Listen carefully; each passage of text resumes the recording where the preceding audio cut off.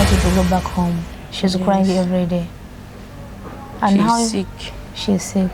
And you're getting sick as well. Sadam rado yale mu funide kwa just kudagala. And the bad thing, you don't want to eat. And there's no any way you can survive without eating. Because I know you cannot eat our food, that's why I went outside and brought your food. But you failed to eat. I don't have appetite.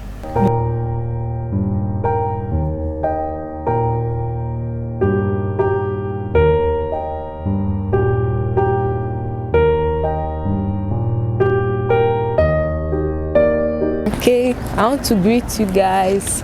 I just want to say thank you for everything. And last time I was there, I was like crying. I was so sad because what happened to me, like, it was so very painful that I don't even want to even smile. Bana imusi mcha mwasuze mutya kubanga wode bwa kumachaba na Uganda mwena abatula bamanya yenze Nyondo Rozet. Omwana no yenamulaba amba musobola okumurecognizinga ye mwana muwala gwe twajja ku kisaawe era tuvaako wali eri ku reportation center tulya will naye tukirizibiddwayo eddakiika ntono ddala biba twagala okumaliriza tubimaliriza. That is it. Abaganda baffe abakyali yo ate mu zino wings gye basula nabo tubabuuzizaako ntuyumyanyumyako nabo ekitonotono naye nga yembeera bweto bweri. Naye nga nebaza Mukama nti tusobodde okubeera n'omwana ono ate nga kyewuunyisa nnyo nti she's my namesake. She's called Rose or Rozet. Twasooka okubeera naye nakizuula luvannyuma kuba nali simubuuzanga linnya lye manya ge nga sinagamubuuza nga muyita baby girl bali awo nebuuza naye yegwani Rozet. So I was so happy. Nebaza Mukama nti tubaddewo naye ebbanga litambudde tuyinza okuba tugenda ndoza mu mwezi nga gwakubiri kubanga tuba tugezaako okulaba embeera etambula etyabeera engadde waka naye tubaza Mukama nti kati waliwo we tutuuseeko era ndowooza nga mu wiiki emu n'obutawera nga Mukama atutongedde bondezaamu agenda kubanga omwana ono adde waka. So kituleeta n'okutuuka katako eri ate bannayuganda bannaffe abali awo nga nabo baleetaze okuba nga ate badde waka. Abantu abamu muyinza okunjajinga ate Rozet lwaki omwana oyo jjukira si munnayuganda baana ba taata abandaba ffenna tuva mu Katonda eyatutonda ali omu. Ate nze n'okujja okufuna omwana ono yali munnayuganda munnange omwana yali avudde mu kiyumba era omwana oyo nga mugerezaako ne muyambako ne njuganeko ne bakama be ne bamukkiriza baali bamulemera naye nga mwana mulwadde. So we yatuuka ku kisaawe n'aŋŋamba Rozet onyambye ndi musiimu naye nyina ekyo tujagala okole wano osanzewo omwana muto annumye naye ankaaba amaziga mazibu mwana muto yajja mu mbeera bweti ne bweti. Mu kusooka ne ŋŋamba omwana ono naye oluvannyuma omutima ne guŋŋamba omwana ddamu n'ankubira ne mugamba kanjogereko naye omuwala onawulira ng'akaaba kyekyamala ne ŋŋamba owaaye nasitukirawo ne ndeeta omwana tubale naye waka akabanga katambudde. This is how she looks right now. Era nga twebaza Mukama tubaddewo mpola mpola yemmere yalya fufu pepe so nga olina okumugulira ebintu ebibye nga byanjawulo efe emmere yaffe tagimanyi era tagirya naye nga ndi musanyufu kuba ono omwana we yatuukira nga yenna ali mweraliikirivu ng'ali so worried nga tetunnakwatagana naye twagenda okutuuka ekiseera ali very happy, ali very okay.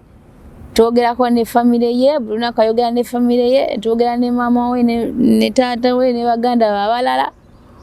So nebaza Mukama Katonda okuba nti at least atusobozesa kubanga tuwangalako ne bannaffe mu ngeri emu ba mu ngeri ezitali zimu.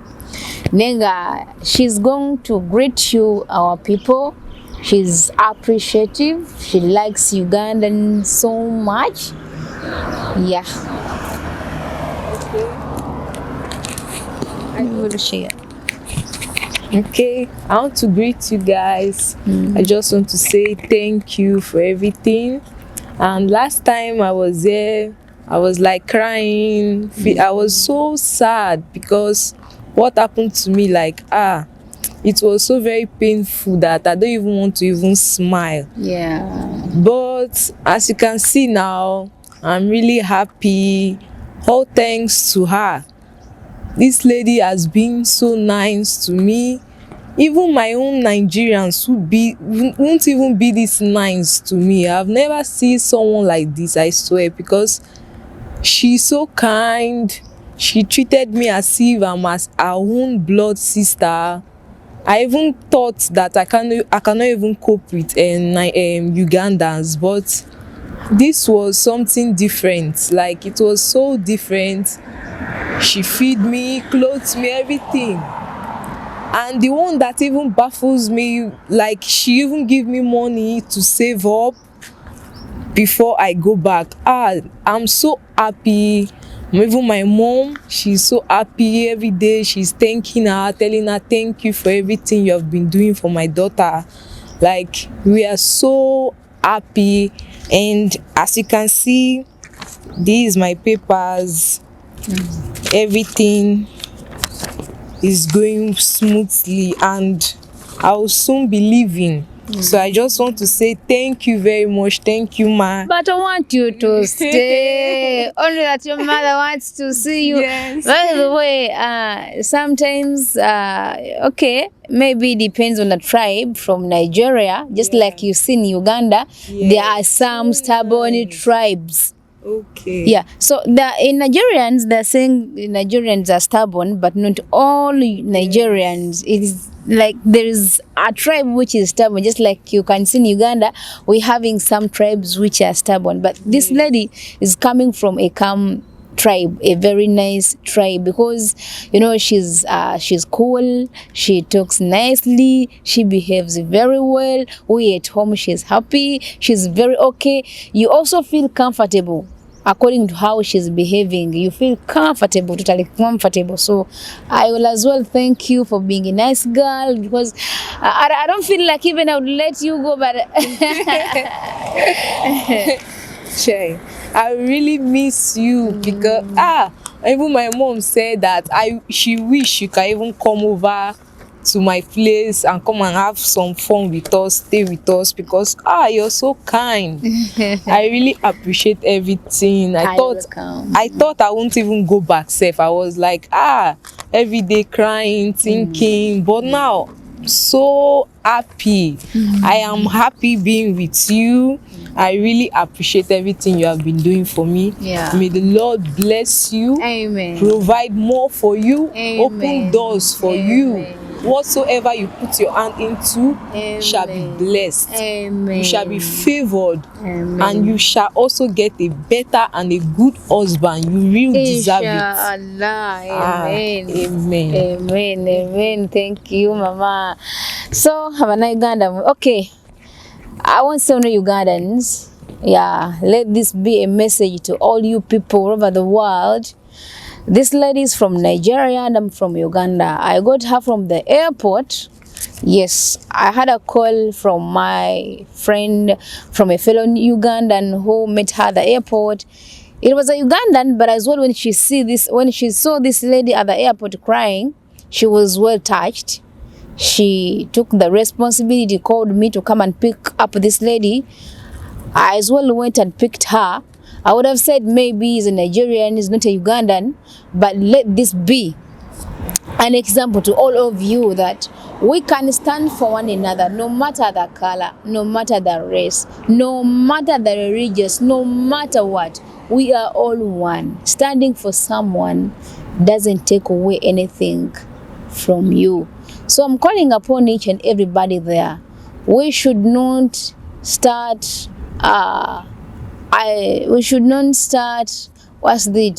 segregating among ourselves, that this one are this kind of people, this one are this kind of people we shouldn't associate with. We are all one. And we having a language that can make us come to understanding. So we're calling upon you people. We should stop those manners of isolating from others, saying they this. We are all one. I love Nigerians so much. I love Kenyans so much. I love people from Tanzania and from other countries. I love you so much. As long as you are a human being and you are kind, you are okay, you're a good person, I love you so much. So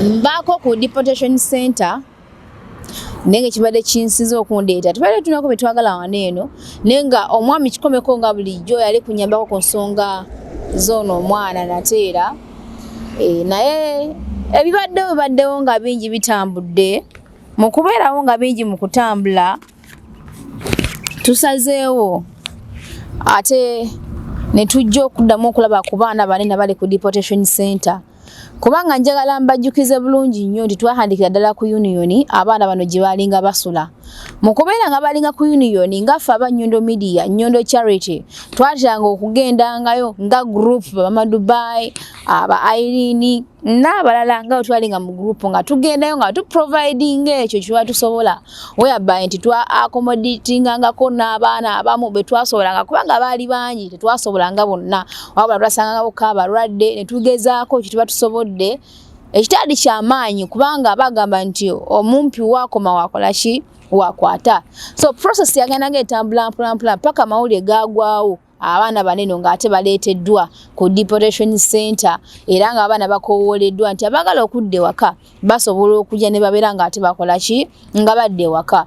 Abaana abo we bajja waneeno ku deportation center sigenzeyo na kamera kuba baddewo basaidi wabaddewo sisobodde kugenda na kamera neŋŋamba owaaye bwenfunyeyo ku kyenfunyeyo nezija nakyo neŋŋamba katukiyiseeyiseemuuko whereby nti mbadde ntuta ennaku eziwerayoko nga tetunaba kuddako eno nakagyenfunda ziri 3 naye just nakwatako omulundi gwali gumu gwokka tojja ku charity ne bajje and I traders otwakomako okujja nabo gwomulundi gwali gwakoma. Of course ebigenda mu maaso bingi mu bulamu bw'ensi tuli wabweru bitukola bingi neera mbadde sula kwerabira baganda bange oba baganda baffe abali eno era nakirowoozezzaako nga bwe tukyakola ku bintu by'ono omwana kugenda very soon kubanga ekibulayo kitono nnyo neŋŋamba teeka nkomeyo nateera tubeere nga tulaba ku baganda baffe banene abali waneeno nakyo ekigenda mu maaso bali mu mbeera ki. So ngaruzeeko emabega ebbanga sirya wala waliwo ekivulu mwena kyembadde mu maanyi kyabadde kyategekebwawo era nga omukulembeze wa NUP oba muyite Bobi Wine mu kisaawe eky'okuyimba nga yali yeewaayo nga Munnayuganda nti abaana bali awo ku deportation center kangende maaso mbeere nga ate nkozesa ekitone kyange Katonda kyeyampa akaseera kanaba kavuddemu kabeere nga kayambako abo abanaabeera bannamukisa kubanga bonna bayinza obutakola ki obutaggwayo. Era tickets zaatundibwa ezaali ez'ekivulu akaseera katuuse okuba nti olunaku lwali lugenda kubanga ate ayimba ekivulu nekisalibwamu. Naffe tusobola kuvayo kujja kubagamba nti bannange ekivulu kyasalibwamu olw'ensonga eno oba ensonga eri kubanga naffe ekituufu tetukimanyi. However ebigambo bingi biri mu bantu buli omu ayogera kyasanze buli omu obuvunaanyizibwa nagwa butaddeko nti ono yaviirako okubanga ekivulu tekigenda mu maaso naye ng'ate byonna ebisinga Mukama Katonda yamanyi lwaki ekivulu kyagenda mu maaso Katonda yasinga okubanga amanyi. Naye ate nengenda mu maaso n'okubanga neebaza Mukama Katonda ati nga newankubadde ekivulu kino tekyagenda mu maaso wabula waaliwo ate tickets ezaali ziyingiza abantu mu kivulu ekyo era nga zaagulibwa mu bungi ekitegeeza nti akasente kaakuŋŋaanyizibwa era kaba kasobola okubako ne katandikira era okukola kiri kyennyini kyali kyasuubizibwa whereby nti naffe tuli omu ku abo abaagula zi tickets ezo nga twetaaga okwetaba mu kivulu ewamu n'abalala okuba nti tugenda maaso n'okuba nga tusupporting ekikola kino ekya charity okubanga abaganda baffe bayambibwako nabeera nga badde waka kubanga omuntu ozo kubeera ng'ayagala okuwaayo ko omukono naye ate nga tegumala tegutuukayo nga weetaagako omukono omulala gweyongereyo n'omulala ne mwegattira wamu n'obeerako omukono at least ogutuukayo n'obaako ekibeera nga kikolebwa naye twebaza Mukama nti of course tickets zaatundibwa zaali nnyingi tetumanyi sente zaavaayo zaali zenkana zitya era tetumanyi ssaawa eno kigenda mu maaso kigenda kubeera kitya naye nga newankubadde ekivuuto tekyagenda mu maaso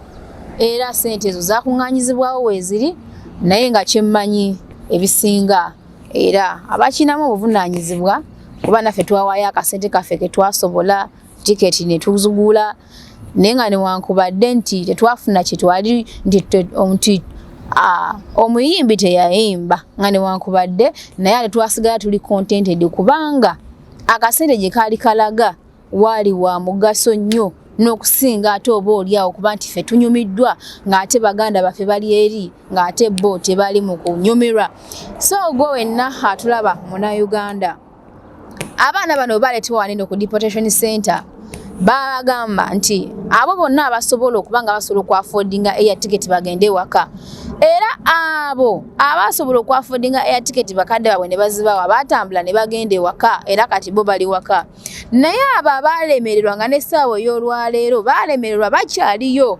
batudde tewaliyo kintu kiruma mu bulamu bw'ensinga kubanga omuntu omanyi kiki kiddako n'obeera mu kifo n'obeera ng'omusibe naye nga tomanyi kiki kiddako so mbayinudde okuggyako ewantu eno nere kitegeeza nti mbadde nneerabira bannayuganda bannaffe abali enti alesi n'obeera ng'oze n'obaako eddoboozi ly'oyisaawo okwo kibaako ne kye kigattako oba oliawo so abasobola okugenda bo baafuna obusobozi naye ate bano abaasigalayo si kyeyagalire oba nti kukudaala oba nti just baagala kudda waka baagala mu bulumi obw'amaanyi ennyo naye bakadde baabwe oba abantu baabwe tebasobola kwaffordinga air ticket omuntu osobola okubeera eyo ng'ekintu ky'onoonya nga kinene nga kitono nnyo naye ate nga mu maaso g'omuntu omu nga kinene nga bw'okiwulira so abantu baneno baabaana bana bali ku deportation center beetaaga bwetaazi air ticket babeere ng'ate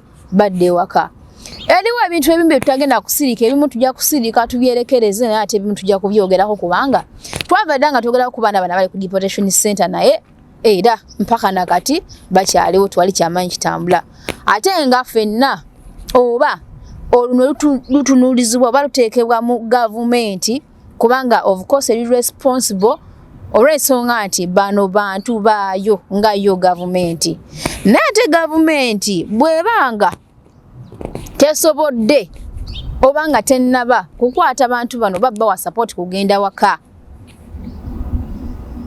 kitegeeza ki sisobola gavumenti nga yo gavumenti kigikakatako naye tetumanyi nsonga oba naateekateeka za gavumenti oba nga nayo yakiteekateeka etya oba neegamba etya naye nze kyeŋŋamba ngaffe bannayuganda nga tutunuulidde gavumenti ndi nga newankubadde tenabagamba obekutte bana kubazza waka nga tutunuulidde nga tukyagitaddeyo ngayo ku bbali ffe ngaffe bannayuganda tukozeewo kyokubanga tuyambako baganda baffe baneeno kuba njagala mbawe ekyokulabirako nga kimu nti taata is the head of the family and is responsible to provide for the family nti oba omwana wabanga alwadde aba alina okumujjanjaba taata nga ye head of the family and is responsible for everything singa olunaku lukya newabeerawo omwana alwala muganda waffe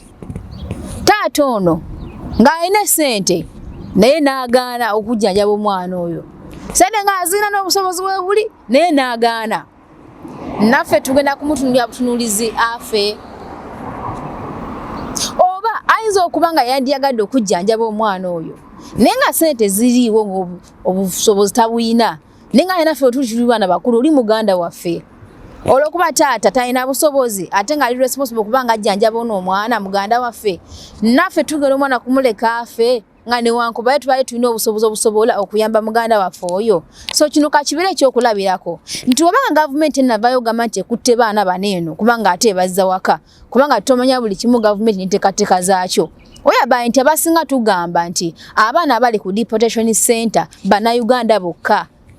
Abaana bali ku deportation center si Bannayuganda bokka. Abannayuganda we bali. Abanigeria nabo balabyewo. Abasiralioni we bali. N'abayindi nabo we bali. Wabula nti Abannayuganda ffe tukyasinze obungi. Naye badde bigambibwa nti nno abaana ensendera zonna zaagenda wasigala Bannayuganda bokka. Bannange bya bulimba tuyige okwogeranga ebintu ebituufu. Tuyige okwogeranga amazima Bannayuganda. Waliyo n'abantu abalala. Neze mbadde nteesanga nze omuntu nti bigi byogeddwa. Era abaana baneno abantu bangi bazze ne bagezaako kubakyalira n'okubawa essuubi naye ate kikobye mu ssuubi tewali kyeyongeddeko. Ono bwogenda mu kitabo ekitukuvu mu James yagamba faith without action is nothing. Yagamba faith without action is just like a lion, a dead one. So omuntu ne bw'ojja n'omuwa essuubi n'omugamba kino kiri naye nga tewali kikoleddwa.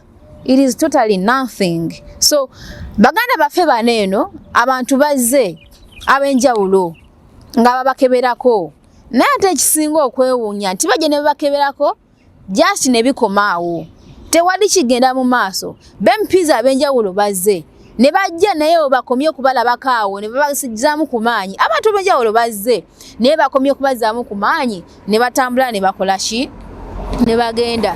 Yes, government ya Uganda tugitaddemu olunwe kubanga bano bantu baayo naye nga bwe kibagambye nti naffe ngaffe banga government nasituka tusobola naffe okuyimirirawo nga Bannayuganda ne tulwanirirako baganda baffe ne tulaba tusobola okukola nga tukola ki tubazze waka. For example, waneno mu UAE tulinawo companies nyingi ez'enjawulo. Companies zineeno nga ziri mu kustandinga simply because of those people there. Nti abantu abo badde bakyali wano wabweru be babadde basupportinga nga zino companies ne zibeera nga operatinga oba nga zigenda mu maaso. Kawabeere Uganda waliyo companies nyingi, traveling agencies, there are so many companies from Uganda era nga nabo badde bafuna kyamaanyi nnyo mu bantu abali waneeno. Senze mbadde nteesa nti companies zinene ez'enjawulo singa buli company evaayo n'egamba Bannayuganda bannaffe baneeno ngeno company katusupporting abaana ng'omu babiri wa basatu badde waka tubafunire air ticket batambule bagende waka kyandibadde kirungi ne company nekola kyekimu katuweerezeyo omwana omwedde waka kuziri waneeno neziri e Uganda waneeno tulinawo ba promoters ab'enjawulo. Ba promoters bategeka ebivulu ne bibeera successful n'ebivulu ebibadde nga bibeera successful ne bijjamu akasente nga abaana bali ku deportation center babaddeyo nga bwe bayingira ne basupportinga. So n'abayimbi badde bangi bazze wano ne bayimba nabo ne babeera successful naye taliyo omuntu n'omu era bagamba a friend in need is a friend indeed. Naye abaana abanene tubatunuddeeko ate nga bangi balinako batutadde balinako batutuusizza buli omu yeesuuliddeyo gwannagamba as long as they are there ate nga for us we are not involved tetuliiyo it's okay. Naye nga nze nsaba ngaffe Bannayuganda naffe tulina kisobola okukolawo. Nze nga nze omuntu ndi ready kamala okufulumya omwana ono bw'anaagenda osagala mu jjajige mugambe lwaki otunuulidde lwaki gwose kuba katono mbeera naye bagamba simanya owesamba gasi kugamba bwoba weewadde obuvunaanyizibwa butuukirize bumalirize ate ng'era si gw'onsoose okuwa eka support. Bannayuganda bangi bempaddeko support mu busobozi bwange nga nze omuntu mukimanyi abakimanyi mukimanyi si buli kimu nti kyeta mu kamera n'ekiteekamu naye abakimanyi mukimanyi ne Katonda wange yantonda. So nze mulimu oluusi mbeerawo nga ndi muntu musiru naye akitinga ng'omuntu omusiru naye ati wentuuka ku nsonga eri serious mbeera serious nenjika moving nga ndi serious. So n'olw'ensonga eyo tubasaba Bannayuganda mwenna kano ngenda kamuzikira waneeno naye ng'ate ngenda kwongerawo kapaati akalala nkiddamu ne mbasaba nti tukwataganire wamu tuyambeko Bannayuganda bannaffe baneeno babeere nga bavaawo awantu awo.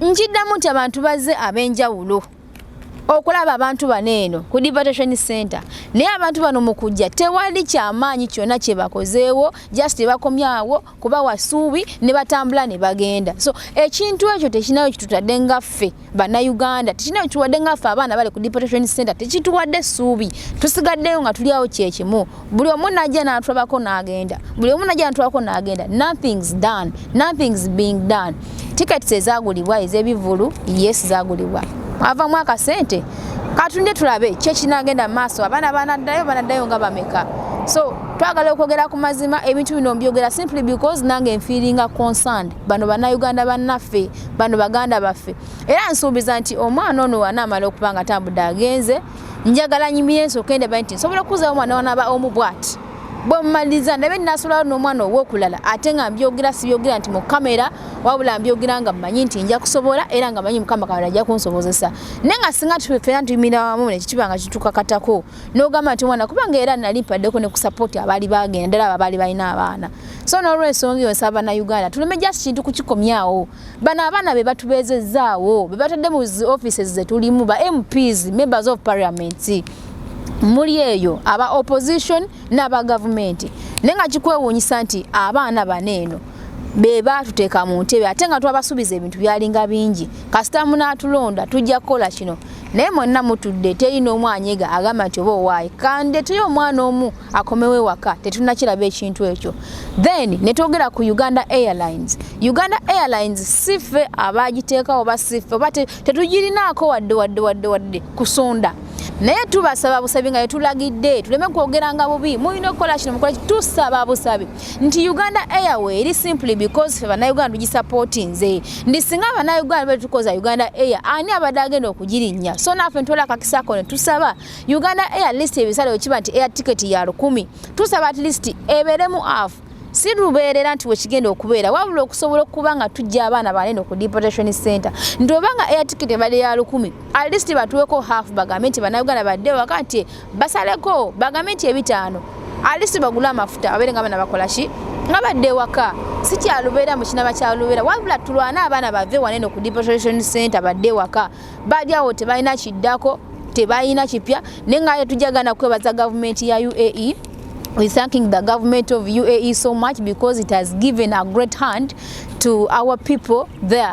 Where they are right now, they are sleeping and they are not paying anything simply because the government has provided. They would have said maybe they have to give us money or mistreated them or any other thing, but they are treating them okay. Ntinekyokulya ne kibanga kirabika ekiba kisobose kyonna naye nga tulina okusigala okubeera nga tuli appreciative, tulina okusigala okubeera nga tuli okay kubanga they are not supposed to be responsible for us because they're not the one who brought us here. So it is our responsibility to the government. So obanga batuwadde a hand, we have to appreciate them because they have just helped us to accommodate us, to feed us. So that's it. Nebanya kyesogeddeeko naye ng'ensonga enkulu yeeriwo n'abantu bano tuteeka ama offices nga ba members of parliament bwe babeera nga bajja basuubiza okutuba nga ate basuubiza okuba nti bagenda kubanga bagenda kututeeseza naye ekisinga okumalamu amaanyi nti oba nga tebanatuuka ku ntebe baba basuubiza okututeeseza naye ate bamala okuyingira mu ndeeri batuuka ati nebabira nga beeteeseza bokka na bokka kale noolabanga ebintu biri vice versa naye singa twegatta wamu nga bannayuganda gye muli bannayuganda balina ku ssente zammwe ng'olinayo akasente okakoleredde kasente ko tukukaka naye vaayo ogambe nti okay nsobola okufunayo omwana omu ne muze waka oba babiri oba basolo bano babataano bonna boobeera osobodde maama waffe oba taata waffe tuleme kuddeyo bale kutundira bintu birala ng'abaana bali wano bavundira wano ku deportation center lwaki nga bavundira wano obwongo buvundira wano tebalina kipya tebalina kiddako tubalimbelimbye abamu tuli mukozesa advantage yaabwe nitufunako kye twagala nitumala tubalekaawo omuntu asobola bagamba nti essanyu lya malembo simanya amaziga ga malembo simanya amaziga g'ente bali essanyu lya malembo oba ya amaziga g'ente essanyu lya malembo oba essanyu lya malembo gemaziga g'ente so mulimu abantu abakozesa advantage eri omuntu okusinziira ku mbeera gy'abeera alimu ye n'asigala ng'ali bulungi so bannayuganda tetwefuddeko ffe nga ffe tetuyambiddwa from both sides tetuyambiddwa tetuyambiddwa naye just twogera bwogezi ebigambo ne tukoma ku ebyo. Wallahi yamu usandivudde okwogera bigambo bino ninange kinkakatako nga Munnayuganda eri abaana abo abali awo mu deportation center. Kuba ntuusewo omwana ngambye nanga Rozet amazima gali nti nze mpuliranga buli lunaku olukya mpuliranga luntama, mpuliranga sirina wadde ddembe, mpuliranga sirina wadde essuubi. Ndi singa mbadde n'essuubi nti aha mu myezi 6 ngenda kuva wano nandigumye, mu myezi 2 ngenda kuva wano nandigumye, naye sirina wadde essuubi, simanyi wano ngenda kuvaawo ddi. Naye nga nandibadde at least mba mugumu nga manyi nti mu bbanga bweti ngenda kuddayo. So ekintu bwekyo kiruma nnyo omuntu obeerawo nga tokimanyi ddi ogenda kudda waka oba nga tomanyi kyozzaako nkeera ng'oli awo just ng'olinga musiru. Wallahi yamu ng'okiruma. So gye bali ffe tuli wabweru tunyumya bulamu noddako wano noddako wali n'olya kino n'olya ku kiri naye bo embeera munange si gye bayitamu. Alesi bino babibonabonera eri ewaka ewaffe gye bazaalibwa naye ate nga si wano. So n'olw'ensonga eyo ensonga lwaki mbasaba manyi ebigambo byenjogedde abamu mugenda kunyiiga, abamu musabule, abamu mwogere bubi. Nale si byogedde for my benefit, mbyogedde ku lw'abaana abo abali mu deportation center. Era munaba mumpisaamu amaaso munkuba bubi nnyo mwogera bubi. It is because of them. That's why I decided to talk about this. Nenga nsaba mwenna abali eyo tukwataganire wamu tuyambeko abaana banene. Bino si bya lubalaato, si bya kusaaga. Funa akadde jangu ojjolabeko kuba ojja kuwulya enyiika ejjayogeza naawe ojjogambira ogambe bannanga abaana bali mu nnaku.